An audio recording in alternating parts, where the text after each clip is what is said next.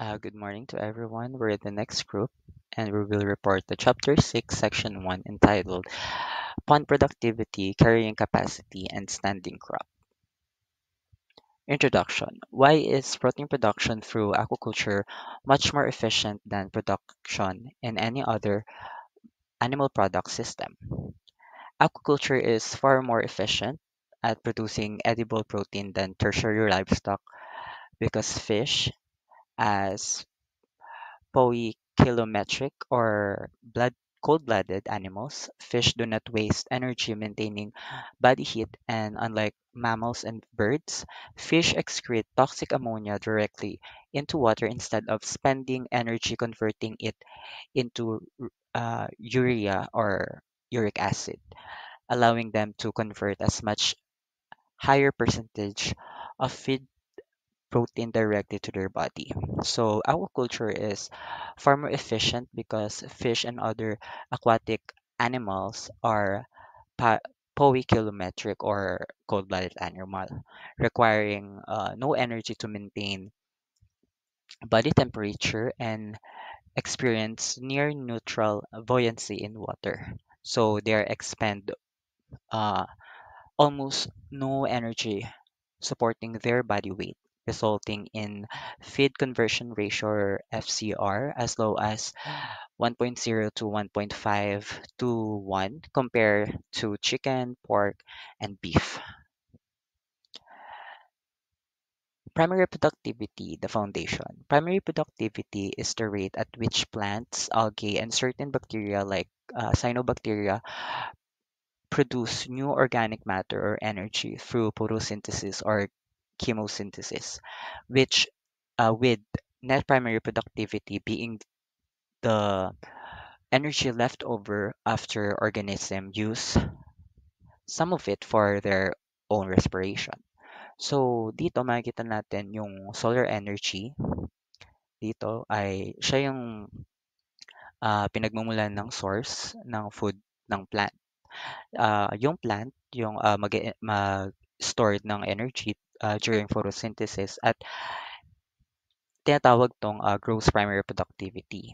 Itong stored energy na 'to ay gagamitin ng plant to their own food, to their own needs at tinatawag ng respiration. So, dun sa matitirang leftover na, energy ay tinatawag na net primary productivity. At itong net primary productivity na 'to ay ito yung ginagamit para ma-consume ng mga consumer sa food web. Primary productivity or NPP is important because it represents the actual amount of new biomass and energy that is available to the rest of the food web after plant or algae have met their own respiration needs. Measurement of productivity. There are four methods measuring aquatic primary productivity. One is harvest method. Estimates annual net production by weighing fish biomass harvested at season end. So, ang mga example nito is direct fish, direct harvest or biomass clipping.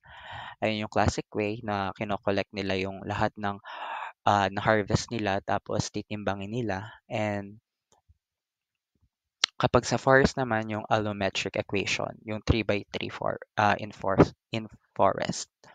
The second method is oxygen method, light and dark bottle method. Calculates gross primary production from oxygen increased in light bottle and respiration from decreased in dark bottle. So dito sa method na to ay may dalawang bote na yung isa ay nape-penetrate ng light at yung isa ay naka-covered ng foil or pwede din siyang maging dark bottle na hindi kayang mag-penetrate ng light sa loob. Kasi dito ay makikita natin dun sa light bottle ay magkakaroon ng photosynthesis dun sa loob ng bote tapos dun sa dark bottle naman ay respiration.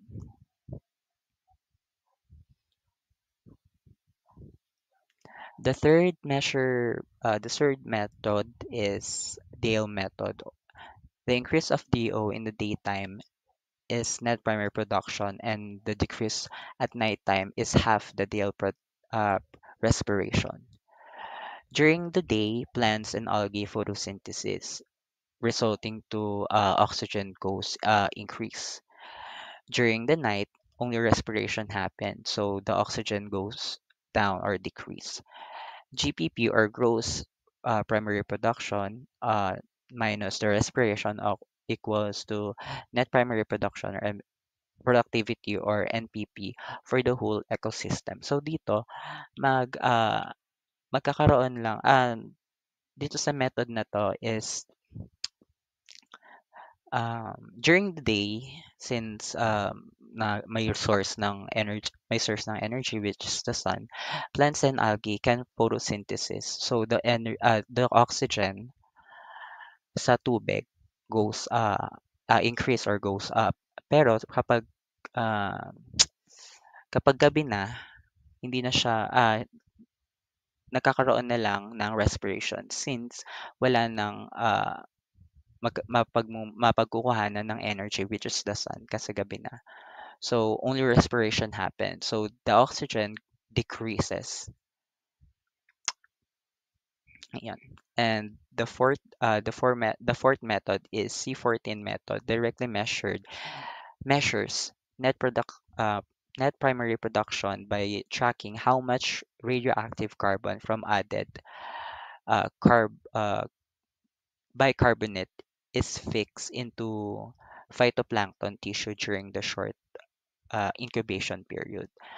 The C14 method measures aquatic net primary productivity by giving phytoplanktons a tiny bit of radioactive carbon, letting them synthesize for a few hours in a bottle and then counting how much radioactive carbon they turned into a new plant material. So dito sa C14 method na to, bibigyan lang ng a tiny bit of radioactive carbon ang ang mga phytoplankton na nasa bote para magkaroon ng para magamit nila yon to photosynthesis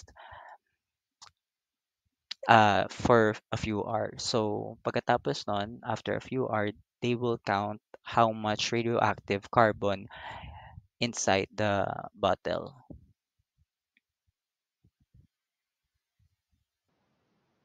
And for the continuation of our topic, I will be explaining what is secondary production, energy transfer, and ecological efficiency.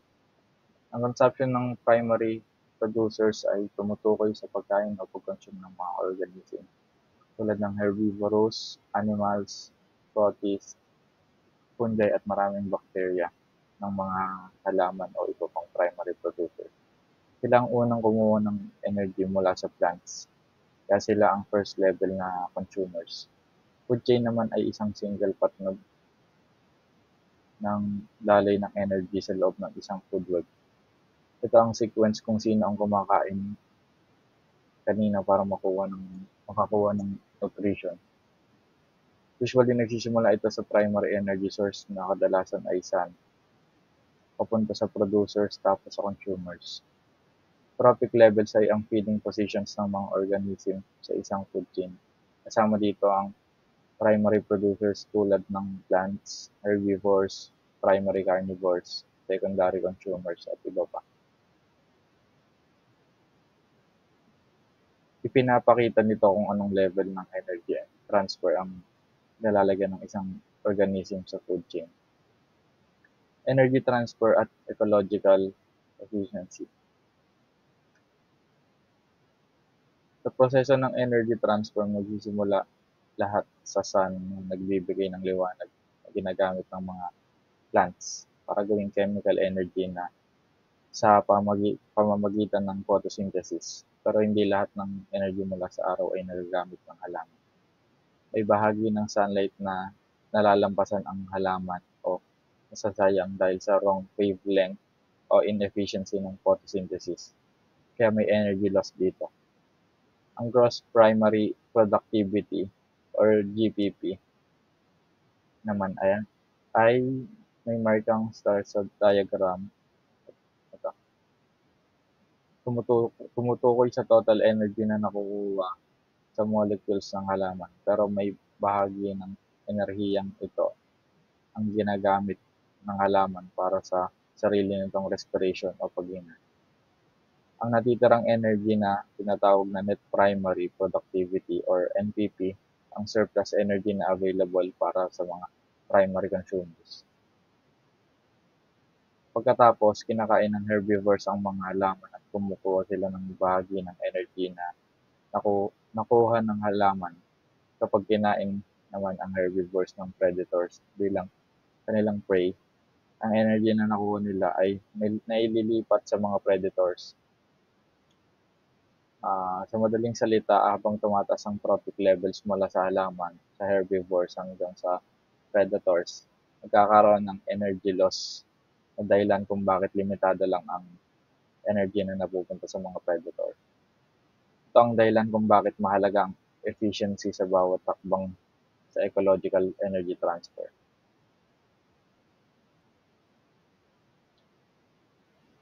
Ecological efficiency. Ang ecological efficiency ay kung gaano ka-efficient sa paglipat ng energy or biomass from one trophic level to the next. Ibig sabihin, gaano karaming energy na nakuha ng isang organism at gaano karaming maililipat niya sa susunod na kumain sa kanya. Sa average, ang mga consumers sa bawat level ay kino-convert lang ang 10% ng chemical energy galing sa kinakain nila into their own organic tissue. Ito yung tinatawag na Lindman's Law. Yung 10% na ito ang ipapasa naman sa predator dahil dito sa 10% energy transfer per trophic level. Madalas ang food chains ay hindi lumalagpas sa 5 or 6 levels kasi paglampas doon halos wala ng energy na makukuha yung nasa pinakataas. Ang